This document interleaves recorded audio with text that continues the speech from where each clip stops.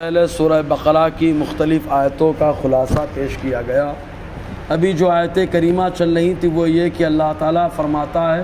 کہ ہم نے موسیٰ علیہ السلام کو کتاب سے نوازا، وقفینا من بعدہ بالرسل، اور ان کے بعد رسولان اعظام کا سلسلہ قائم کر دیا، وآتینا عیسی ابن مریم البینات، اور ہم نے عیسیٰ ابن مریم کو روشن نشانیاں، دلیلیں، گواہیاں عطا فرمائی۔ یہاں پر مراد معجزات ہے۔ اللہ تبارک و تعالیٰ نے حضرت عیسیٰ علیہ السلام کی والدہ کی طرف جو ہے آپ کی نسبت کی ہے۔ حضرت عیسیٰ علیہ السلام جو یسوع لفظ ہے یہ سریانی زبان میں مبارک کے معنی میں ہوتا ہے، تو عیسیٰ علیہ السلام کے بارے میں خود آپ کہتے ہیں، جس کا ذکر اللہ تعالیٰ نے قرآن میں فرمایا، وَجَعَلَنِي مُبَارَكًا، کہ میرے اللہ نے مجھے بابرکت بنا دیا۔ بہرکیف تو آپ کی والدہ کی طرف آپ کی نسبت کی گئی کئی وجوہات کی وجہ سے۔ پہلی وجہ تو یہ ہے کہ خود بنی اسرائیل میں اور نصرانیوں میں کچھ لوگوں کا عقیدہ اقلیم ثلاثہ کا ہو چلا تھا، یعنی اللہ اور اللہ تعالیٰ کے ساتھ ساتھ حضرت مریم، حضرت عیسیٰ علیہ السلام کو ان لوگوں نے جو ہے خدا مان لیا معاذ اللہ۔ تو اللہ تعالیٰ نے ان کی تردید فرمائی، ارشاد فرمایا کہ عیسیٰ علیہ السلام بیٹے ہیں اور مریم رضی اللہ تعالی عنہا ان کی والدہ ہیں، اور خدا وہ کسی کا بیٹا نہیں ہو سکتا، اور خدا نہ کسی کا باپ ہے، لہٰذا یہ نظریہ تمہارا غلط ہے۔ مزید یہ کہ ان لوگوں نے حضرت عیسیٰ علیہ السلام، ایک گروہ نے ان لوگوں میں سے ایک گروہ نے کہا عیسیٰ علیہ السلام اللہ کے بیٹے ہیں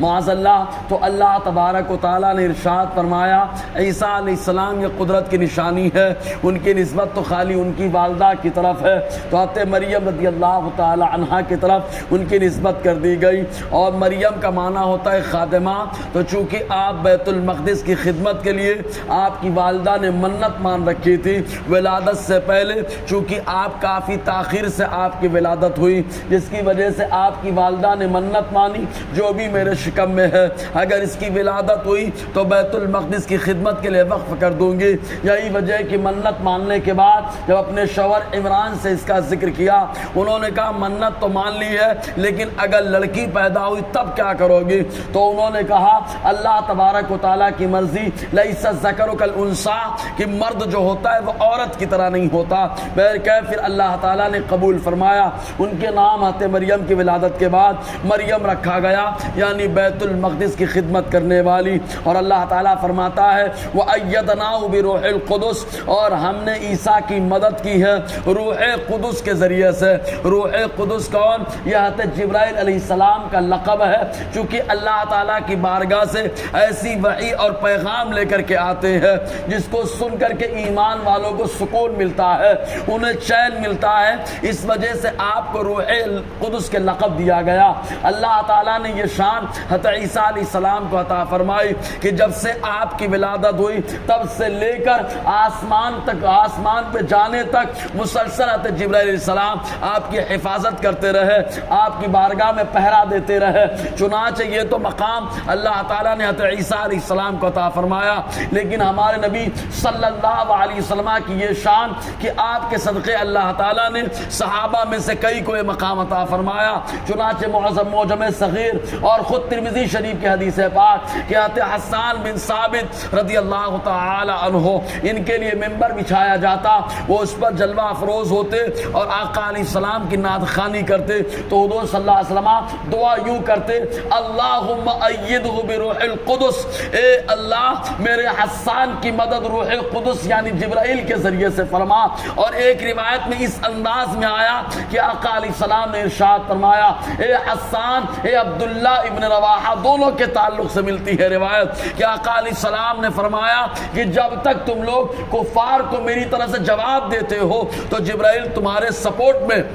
کھڑے رہتے ہیں، تمہاری مدد کے لیے رہتے ہیں۔ تو اللہ تعالیٰ فرماتا ہے اور ہم نے مدد کی ہے روح قدس کے ذریعے سے عیسیٰ کی۔ افکلما جاءکم رسول بما لا تہوی انفسکم استکبرتم، رب فرماتا ہے تو کیا اے بنی اسرائیل جب تمہارے پاس لائے کوئی پیغمبر وہ بات جو تمہارا دل نہیں چاہتا، استکبرتم تو تم گھمنڈ کرتے ہو، مانتے نہیں ہو، انکار کر دیتے ہو۔ ففریقا کذبتم، تو تم نے انبیاء کی ایک جماعت جماعت کو جھٹلا دیا، آقا علیہ السلام کو جھٹلایا، حضرت عیسیٰ علیہ السلام کو جھٹلایا، یہ بنی اسرائیل کی جماعت نے عیسیٰ علیہ السلام کی نبوت کا انکار کر دیا، حتیٰ کہ ان کے قتل کے درپے بھی ہوئے کہ ان کے گھر کو گھیر لیا گیا، چاروں طرف سے ان کے گھر کو گھیرا گیا۔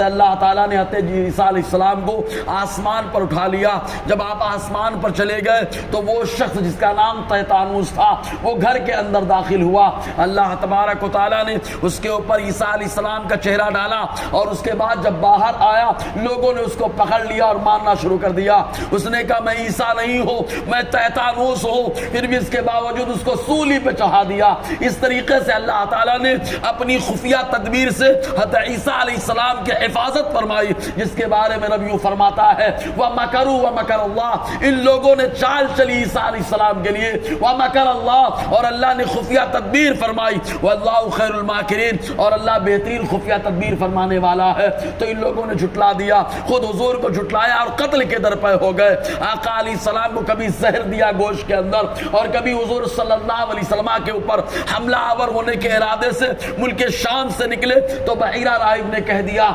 بحیرہ راہب نے حضور کے چچا سے کہا آپ لے کر کے جائیے، دیکھ لیں گے تو شہید کر دیں گے، بہرکیف تو جھٹلا دیا۔ وَفَرِيقًا تَقْتُلُونَ، اور انبیاء کی ایک جماعت کو قتل کرتے ہو خالی اس لیے کہ وہ حق بتاتے ہیں، جیسے حضرت زکریا کو ان لوگوں نے شہید کیا، حضرت یحییٰ کو شہید کر دیا، حضرت ارمیہ حضرت شایع کو شہید کر دیا، اکثر نبی کے شہادت کے در پہ رہے۔ بہرکیف انشاءاللہ اور آگے گفتگو رہے گی۔ اللہ تعالی ہم سب کو فیضان قرآن برکات قرآن سے مالا مال فرمائے۔